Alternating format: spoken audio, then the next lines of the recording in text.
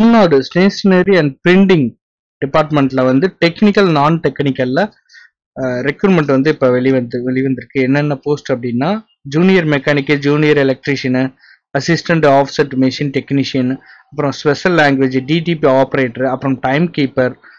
அதுக்கப்புறம் வந்து இது எங்கே அப்படின்னா சென்னை. அதுக்கப்புறம் அதர் பிரான்ச் பார்த்தீங்க அப்படின்னா சென்னை, மதுரை, திருச்சி, புதுக்கோட்டை, சேலம் அண்ட் விருதாச்சலம் இந்த பிளேஸ்லாம் வந்து ஒர்க் பண்ணுறது கேட்டிருக்காங்க. ஸோ இதுக்கான பே ஸ்கேலு, அதுக்கப்புறம் வந்து எவ்வளோ வேகன்சி எந்த கம்யூனல் ரொட்டேஷனில் ஃபில் பண்ண போகிறாங்க அப்படிங்கிற டீட்டெயில் கீழே கொடுத்துருக்காங்க. ஸோ பேசிக்காக வந்து இதுக்கு என்ன படிச்சிருக்கணும் அப்படின்னா 10th பாஸ் பண்ணிக்கணும். அது கூடவே வந்து டெக்னிக்கல் ட்ரேடு சர்டிஃபிகேட் இருக்கணும் அப்படிங்கிறது சொல்லியிருக்காங்க. ஸோ ஜூனியர் எலக்ட்ரீஷியன் பார்த்தீங்க அப்படின்னா அவங்களுக்கு வந்து 19,500 இருந்து 71,000 வரைக்கும் இதுக்கான சேலரி. 10th பாஸ் பண்ணியிருக்கணும். என்டிசி, என்ஏசி இந்த மாதிரி சர்டிஃபிகேட் இருக்கணும் அப்படிங்கிறது கொடுத்துருக்காங்க.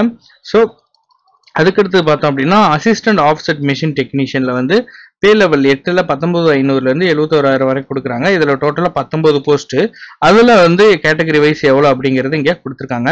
மினிமம் குவாலிஃபிகேஷன் பார்த்தீங்க அப்படின்னா டிப்ளமோ பிரிண்டிங் டெக்னாலஜி, அதுக்கப்புறம் டெக்னிக்கல் ட்ரேடு சர்டிஃபிகேட் இது எல்லாமே இருக்கணும். எக்ஸ்பீரியன்ஸ் கேட்டிருக்காங்க. டிப்ளமோ ஹோல்டர் அப்படின்னா 1 இயருக்கு குறையாம வந்து எக்ஸ்பீரியன்ஸ் இருக்கணும் ஆஃப்செட் பிரிண்டிங்ல. ட்ரேட் சர்டிஃபிகேட் ஹோல்டர் அப்படின்னா நாட்லெஸ் 3 இயர்ஸ்க்கு வரைக்கும் எக்ஸ்பீரியன்ஸ் வேணும் அப்படிங்கிறது சொல்றாங்க. ஸோ ஃபைனலாக பார்த்தோம் அப்படின்னா டிடிபி ஆப்ரேட்டர் ஸ்பெஷல் லாங்குவேஜ் இதில் ஒரே ஒரு போஸ்ட்டு. ஸோ இதுக்கு வந்து பிசிஏ, பிஎஸ்சி கம்ப்யூட்டர் சயின்ஸு, அப்புறம் வந்து போஸ்ட் கிராஜுவேட் டிப்ளமோ இது எல்லாமே வந்து படிச்சிருந்தா ஓகே அக்செப்ட் பண்ணுவாங்க. ஹையர் கிரேட் இங்கிலீஷ் அல்லது Tamil typing work, desktop publishing operator certificate இருக்கணும். கவர்மெண்ட் மூலியமாக கொடுத்தா அந்த certificate. Knowledge in desktop publishing any 4 of the following 6 language, ஹிந்தியோ, மலையாளம், சான்ஸ்கிரிட், கன்னடா, தெலுங்கு, கிராந்தம் சொல்லிட்டு இதில் ஏதாவது ஒரு 4 லாங்குவேஜ் வேணும் அப்படிங்கிறதா சொல்கிறாங்க. டைம் கீப்பருக்கு வந்து 18,200 இருந்து 67,000 வரை கொடுக்குறாங்க. 2 போஸ்ட். 10th பாஸ் பண்ணியிருக்கணும் அப்படிங்கிறத சொல்றாங்க.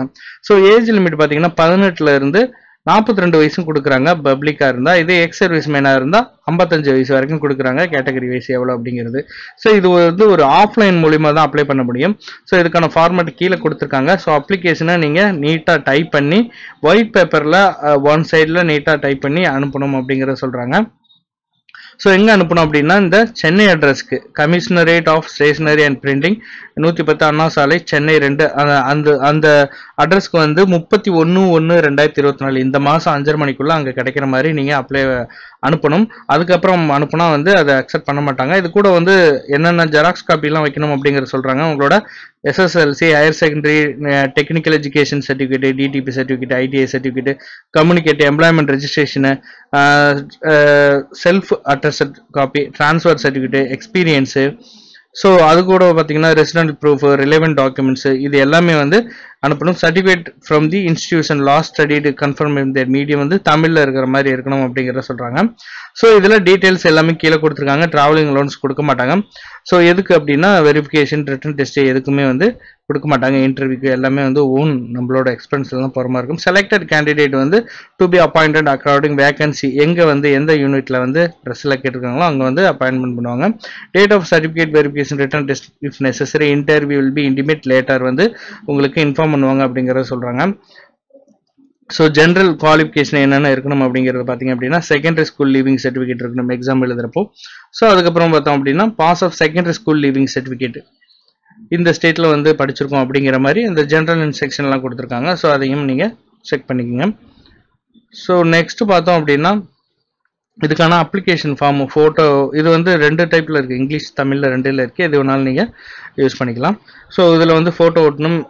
பிளாக் லெட்டரில் உங்களுடைய name, father name, postal address, pincode, age, so இந்த மாதிரி இந்த டீட்டெயில்ஸ், டெக்னிக்கல் குவாலிஃபிகேஷன், எக்ஸ்பீரியன்ஸ் எவ்வளோ, employment registration number, year, self address copy இது எல்லாமே வந்து நீங்கள் கரெக்டாக ஃபில் பண்ணி அந்த அட்ரஸ்க்கு வந்து நீங்கள் அனுப்பணும் அப்படிங்கிறத சொல்கிறாங்க.